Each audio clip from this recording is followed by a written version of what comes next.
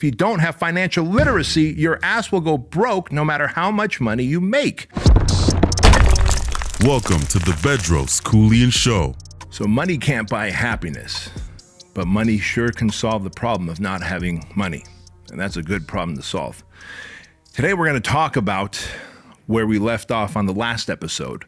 So if you didn't hear the last episode of how a drunk lesbian bloodied my face and kicked my ass at Oz, the gay bar, not Oz, Australia, you're going to want to go back and listen to that last episode.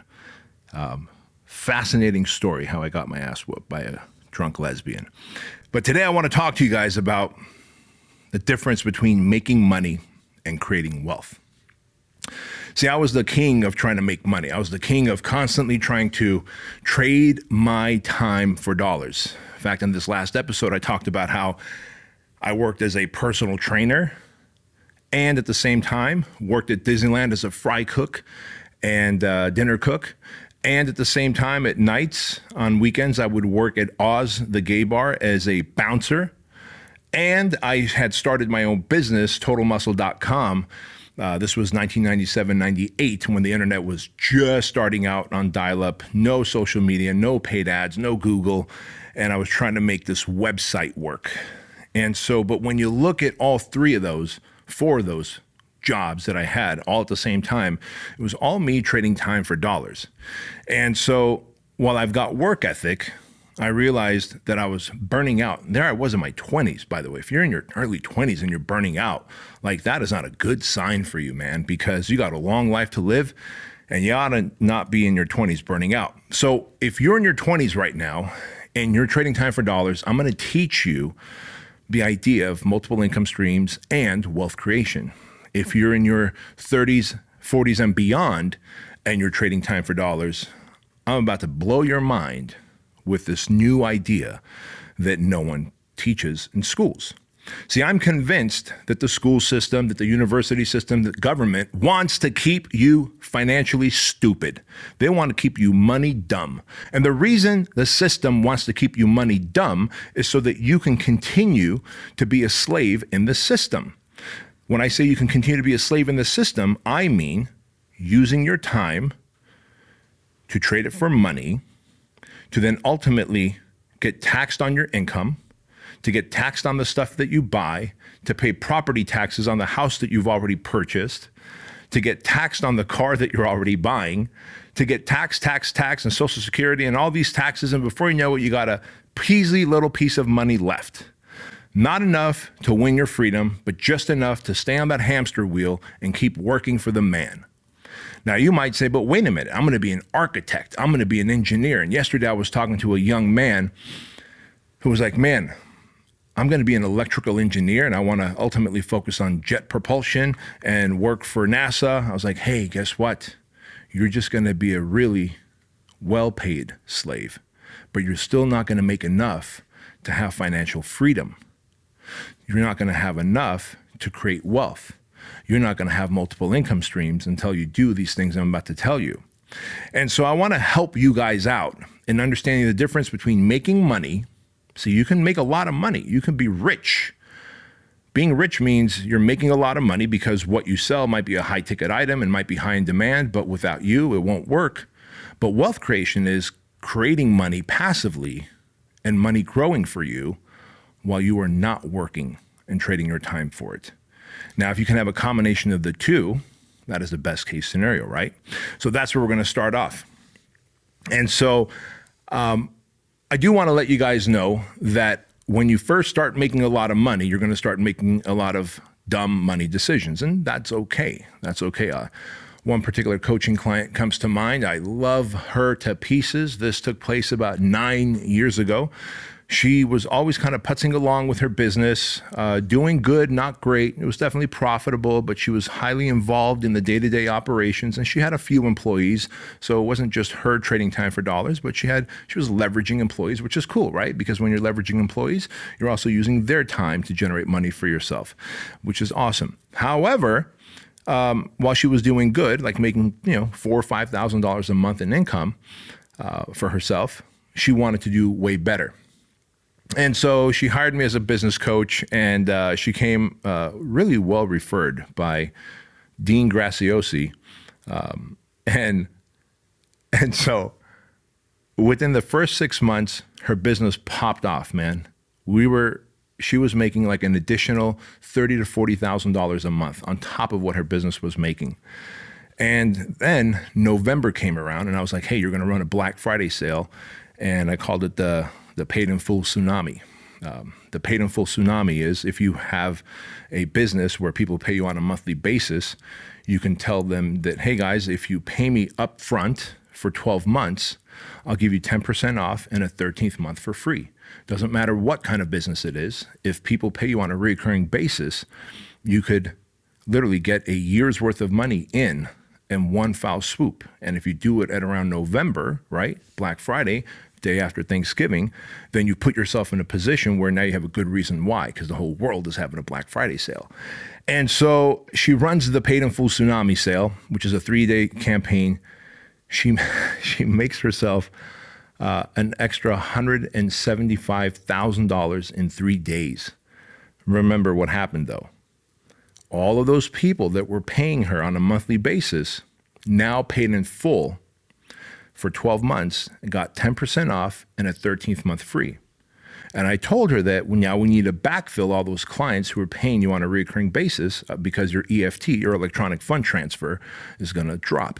She goes, okay.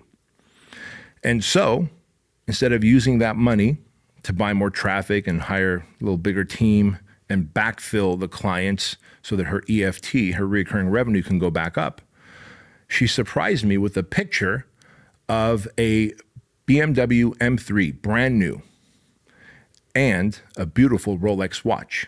Now, when I say surprised me, it wasn't for me. She just surprised me by saying, look what I bought for myself. And I was like, wait a minute. You got yourself that? How much did all that cost you? And she goes, well, just under $100,000, but I made a lot of money and I've been working so hard. My business has been taken off. I wanted to reward myself. Yay. And I said, you do realize you pay quarterly taxes. And now that you've made all this money, you are going to have to pay the taxes on that. That money was going to be towards paying taxes and growing your business. I go, tell me you financed the car. She goes, no, I paid it off in full. Aren't you proud of me? And I was like, no, I'm not proud of you. Why did you pay it off in full when you could just pay like 3% interest on a car loan because you've got good credit? And I realized while she knows how to make money now because I taught her, she doesn't have financial literacy. And if you don't have financial literacy, your ass will go broke no matter how much money you make. This is why we see professional athletes, boxers, football players, basketball players, baseball. It doesn't matter who, UFC fighters. They will get $15, $20 million purses. Like Holyfield right now lives in an apartment. Evander fucking Holyfield lives in an apartment in Philadelphia and is barely getting by. The dude was getting multiple millions of dollars per fight because he was surrounded by people that would just say yes. He was surrounded by yes men, but no one took the time to teach him financial literacy, which would have included wealth creation so that he would have some assets like rental properties, like cryptocurrency, like precious metals, like index funds, so that he can have residual income coming in, and that money would be out there working for him. Same thing happened with Mike Tyson. Millions and millions and millions of dollars, and he went broke. And so understand that the ability to make money and create wealth are two very different things, motherfucker. And if you do not know how to create wealth, I am here to teach you how to create wealth so that you will not end your stupid ass up in an apartment complex when you're in your 60s and 70s, because that would break my heart because I love you so much. So let's get started. So you need to understand something. First and foremost, credit is good. If you can keep good credit, meaning you pay your bills on time and you've got good credit north of 700, right? Then you are in a position where whether you're buying a house or a car or a boat, by the way, you should never buy a boat. And I know like Cardone and whoever else will tell you to go buy a boat or a plane, and they can buy it because they also know how to justify it and take the write-off. You ought to consider this model. If it flies or floats, rent it. Now, you've heard the real saying, which is if it flies, floats, or fucks, rent it. I don't necessarily agree with the fucking part. I'm not down to fuck a hooker. I'm not down to fuck a prostitute. I don't judge what you guys do, but I'm just telling you that if it flies or floats, rent it for many reasons. Why? Because when I take a private charter, I don't have to house that plane later. It gets housed somewhere else because it's someone else's plane. It's just on the NetJet network or whatever private jet network that we're using. If I'm having a party on a yacht somewhere off the Newport Beach coast, that yacht and the chef and the crew are all rented. I don't have to worry about where it's parked and if it's maintained and how much it's costing me. See, I don't want to put a lot of holes in my bucket where money keeps pouring out. And then my job then becomes to be this monkey where you're just cranking this monkey to make a lot of money. I want to have as much freedom as possible with the least amount of liability. And if I've got a plane in a hangar and a boat at a fucking boatyard and all these other things, then I'm in a position of having a lot of liability unless I can figure out how to monetize it, which is a different story. So if it flies or floats, rent it. That said, understand that credit is good. And like the client that I was telling you about, who got this 3-day period during the Black Friday sale, $175,000 in revenue, she could have still purchased that watch. I would have told her, just purchase one thing, get yourself a car, put the lowest amount of down payment that you can. Since you've got good credit, you're probably going to pay 2.5-3% interest, which is awesome. Now, someone's given you that car because they trust you. You get to drive and enjoy the car and call it yours while making payments on it, so that that money that you would have paid to pay the car off in full, you are now in a position to deploy that money to buy ads, to build your business back up even bigger, and to be able to dominate and crush your competition, right? Because we are, if you're an entrepreneur, you are in the business of putting your competition out of business. Never for a moment think that an entrepreneur's job is to go, oh, competition's good, right? And competition's fair, right? No, it's not. Competition is not good. If I think that I run the best franchise on the planet, then I want to put all other fitness franchises out of business, because anyone that buys a non-Fit Body Bootcamp franchise is now in a position of getting shitty service, of having shitty leads and making shitty amounts of money and getting shitty support from the franchisor. So why would I think that franchising is good? In fact, if you guys follow F45, you know what's happening with F45. Fucking Mark Wahlberg sold off his shares like a fucking fire sale. The CEO of F45 is now on the run, by the way. His home and his assets in Australia are being auctioned off. They laid off something like 50% of their support staff, their franchise support staff. So think about all these F45 franchisees that just came on board because yay, Mark Wahlberg, and then God damn it, because of a series of bad and greedy and stupid decisions on the part of the leadership team at F45, they all of a sudden find themselves firing half of their support staff for their franchises. Now, someone who bought into a franchise and is excited that Mark Wahlberg is going to be promoting F45, one, Mark Wahlberg's not promoting F45 anymore. Two, that support staff that was at their HQ to help you, half of them are gone. And the half that are there are probably scared and bitter because they probably got a pay cut, or they're the lowest paid ones, which means they don't deliver the best service, right? So if I, as the founder and, well, I'm no longer the CEO, Bryce is the CEO, but as the founder and president of Fit Body Bootcamp, believe that Fit Body Bootcamp is the cat's meow in terms of franchise, and that you can own multiple Fit Body Bootcamps and grow faster. And hell, we guarantee that you will open your doors with 100 paying clients.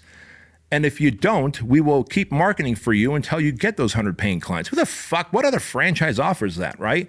So of course I've got the obligation and duty to put my competition out of business. So don't for a moment think that competition is good and healthy. So now that we know that, and that you should leverage your credit, and that you should never try and pay off anything, not even your house. If you live in a house and you're like, I can't wait to pay off my house because once I pay off my house, it's mine.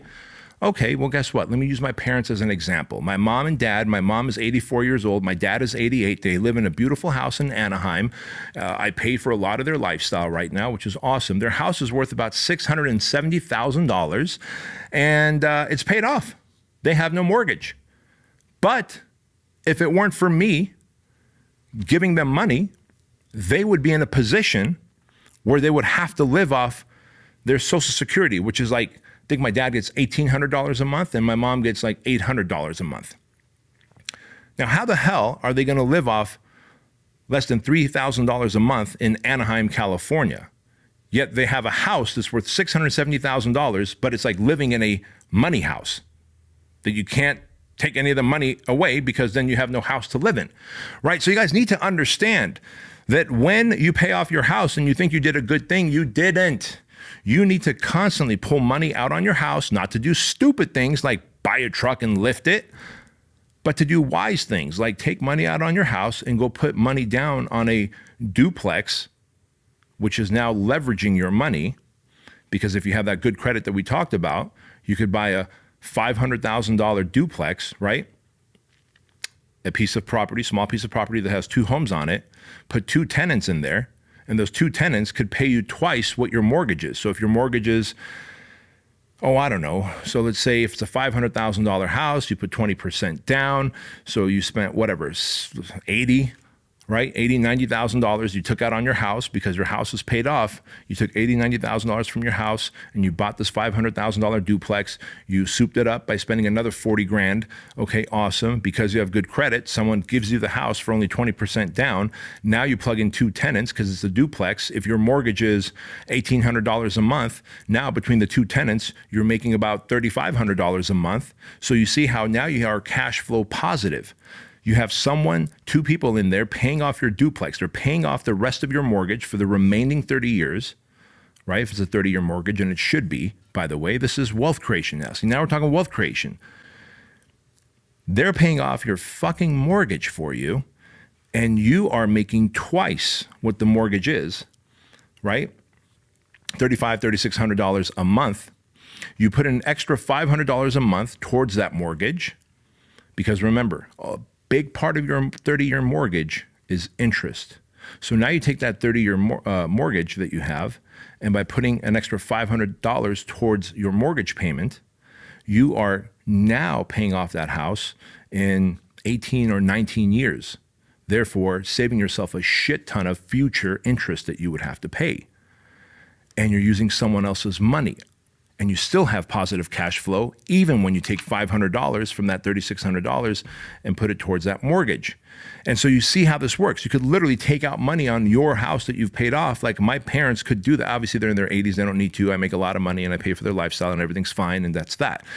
But if they were in a position where they found themselves with a paid off house in their late 40s or 50s, they would need to take money out on that house and then buy a couple of rental properties and put tenants in there so that those 2 rental properties can start creating cash flow for them, and that is wealth creation. So imagine there's cash flow coming, someone else who's living in that house is paying off your mortgage, and on top of that, the home is appreciating in value, and because they're going to pay off that mortgage a little sooner, a 30-year mortgage becomes like a 18, 19-year mortgage, and now they have 2 houses that are paid off sooner that they could eventually sell and live at a much nicer lifestyle than just living off their Social Security. I hope this makes sense. Is this making sense to you guys behind the camera here? This fucking makes sense, right? Okay, good. All right, so now that you understand that, the beauty of leverage is credit. And so if you can leverage credit, you can also leverage other people.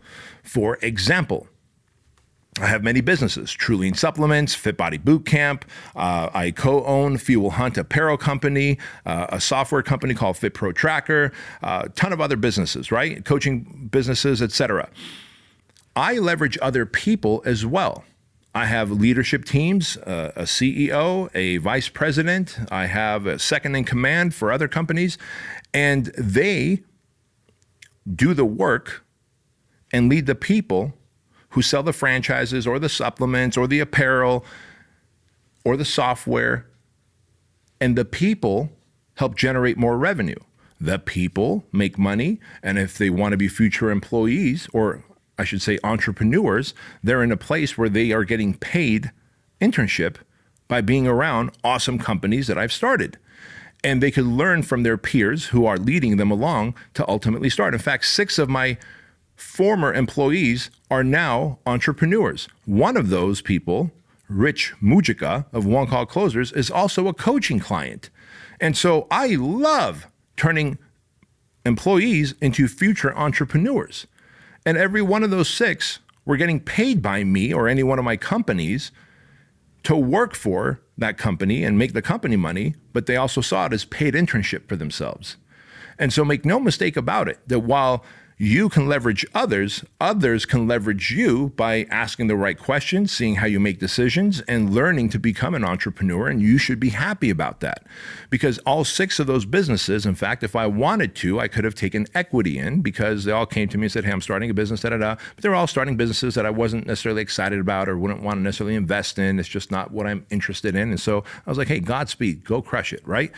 But what's really rad is you can leverage credit, you can leverage people to grow businesses and brands. And so understand that wealth creation, so as you're making money, you then become, or you have the opportunity to become wealthy through investing some of that money elsewhere. And I'll give you an example of this. My coaching client, Tony Steffen, awesome human being. He was a registered dietitian, and he worked in a big box gym doing nutrition coaching and stuff for the clients in there, but he was an employee. He hired me as a business coach 4 years ago. And he's like, hey man, I'm making 50 grand a year at this Lifetime Fitness in Detroit. I want to be able to make more money and create financial freedom for myself. How do I do that? I'm like, well, I can help you. What do you want to do? He says, I want to create an online nutrition coaching business. Great. So before you know it, within about 5-6 months, now his online nutrition coaching business is doing about $80,000, $90,000 a month. He's a one-person show, and then his wife is kind of helping him along with the business in terms of, back-end office stuff and making sure that the traffic buyers are buying the traffic and making sure that the DMs are being communicated with, because he uses social media a lot. I have him using social media a lot to do that, but he was still trading time for dollars. I was like, hey man, do you want to grow any further? He says, yes. I said, great. Well, you've got to find other coaches, registered dietitians, who could do what you do. And in fact, one person that comes to mind, Rachel Shear, another coaching client of mine 2 years ago, and she doesn't mind me sharing this. She shared it publicly before. 2 years ago, she was making $9 grand a month as a one-woman show, as a gut health expert. Today, she's making about $200,000 a month, has a team of 8 people, I think 5 coaches, other nutrition coaches, 2 closers, and a second in command. So just like me now, she's the face of her company. She's not trading her time for dollars anymore like she was when she was burnt out and stressed, making $9 grand a month. Now she's making $200,000 a month. And don't for a moment think that she's taking that $200,000 a month home. But I can tell you this, a really good amount of that goes home to her, because she's a gangster, and we stacked her business up in the proper way where we can leverage the employees. And now she's in a place, just like Tony, where she's creating multiple income streams. So let's go back to Tony for a moment. And so Tony one day goes, hey man, so now I got a couple coaches working for me, just like Rachel, right? Just like Rachel Shear does. And so cool that I got to work literally with Rachel, and still get to work with Rachel and Tony, still till this day. And now I'm helping them buy apartments and invest in land and cryptocurrency, like do the wealth creation. But their main business brings in the money, and then they take some of that money from the main business and give themselves a better lifestyle. Like Rachel bought herself a nice G-Wagon, beautiful vehicle. Tony bought himself a awesome Lamborghini, bought his wife her favorite Mercedes. He lives about 3 months out of the year here in California, the rest of the time in Detroit. But what's really rad is he noticed that all of a sudden other registered dietitians were starting to follow him. And he's like, man, I don't understand why RDs are following me, Bedros. I'm like, dummy, they're following you because they want to see how it is that you're running your business. Like, it's obvious you're growing. You're making a lot of money as an online registered dietitian. You have 2 other coaches working for you. I'm like, what if you started a coaching business? So now, then he starts a coaching business. And then all of a sudden, within about half a year, he's got 50 registered dietitians in a mastermind where they each pay $1,500 a month. And now Tony is a registered dietitian, making money by helping people with their nutrition programs, and he's coaching other registered dietitians on how to launch their business, has 2 income streams. And then one day he texts me, he's like, bro, I'm on my going on 3rd year of coaching with you. I'm making all this money. I'm going to pay a lot of taxes. What do I do to not pay all these taxes? I'm like, well, you're going to have to pay some taxes because that's how you fucking roll. But have you thought about investing in real estate? He goes, I don't know where to begin. I'm like, no worries. We'll do our next half day on real estate investment. I invest in real estate. I'll teach you how I invest in real estate, how I invest in cryptocurrency, how I invest in precious metals and index funds, and you could start leveraging your money. Today, Tony owns over $5 million in apartments throughout Detroit, to the point where he's gotten so good at it that we're now leveraging my money because my debt to income ratio is much better than his. And so we're leveraging my money, and together we're buying apartments. And here's what's even better is we're now bringing in my other coaching clients to buy apartments, bigger apartments, more apartments together with us. And so now everyone's making money off their primary business by leveraging their credit or other people or technology, not just trading time for dollars, taking some of that money and then deploying it towards real estate investments. Like if you don't want to manage a house and like fix the sprinkler when your tenant says a sprinkler busted, you don't have to. You can invest in a fund. You can invest in a syndicate where like Tony is going to do all the heavy lifting and everyone that's investing in it still gets cash flow coming into them, right? What an awesome thing to do. So you have to start becoming financially literate, folks, because if you don't, then what's going to happen here is that you're going to constantly find yourself burning out and then capping out in terms of how much money you're making. And then when that happens, there's a sense of insecurity, especially God forbid another pandemic happens, because then what you're going to do when you only have one income stream, it's all dependent on you. And then that income stream is impacted by COVID or another pandemic. Like for example, Fit Body Bootcamp was massively impacted by the pandemic. We lost over 218 Fit Body Bootcamp locations in 2020. Had it not been for Trulian, my supplement company, and my coaching business and my other income streams, I would not have been able to prop up Fit Body Bootcamp for 10 months while we were losing those locations, right? Because you remember during the pandemic, gyms and restaurants were asked to be shut down. And so a lot of my franchisees sadly went out of business, and that affected me negatively as well. I had to sell, in fact, 2 of my rental properties out here in Chino Hills to help fund the maintenance and growth of Fit Body Bootcamp HQ here, because I don't want to fire any employees. I knew that at some point this pandemic's going to be over. We're going to go back to normal. I have great team members. I want to be loyal to them. I don't want to lose them. So I sold 2 of my rental properties. They're single family homes out here. But imagine if I had never gotten into that wealth creation mindset. I wouldn't have had those 2 rental properties to sell.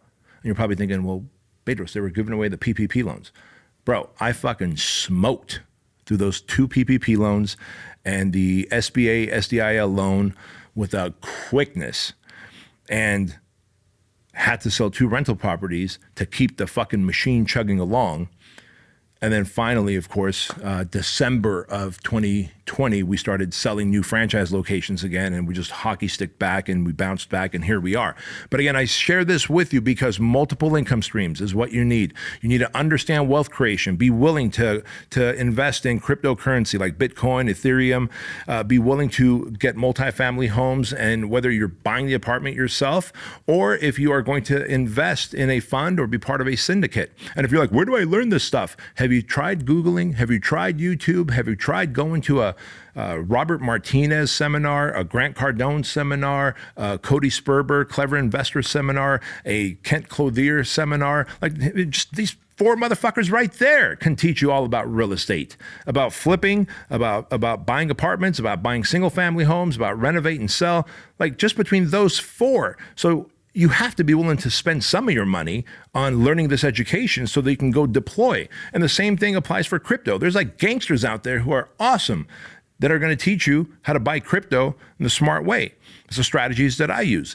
Same with precious metals, same with index funds. And then all of a sudden, what you didn't know and what was scary to you at one point becomes something that is actually not scary, and in fact creates multiple income streams, creates an opportunity for wealth while you sleep, passive income, and you have peace of mind knowing that you don't constantly have to trade for time for dollars, that you could use some of your time to experience life, because that's how life is meant to be. It's meant to be experienced. And so that brings us to the end of this show, my friends. And always remember that average is the enemy, that success is your responsibility, and change can happen in an instant the moment you decide to flip the switch. Much love to you all, and we'll talk soon.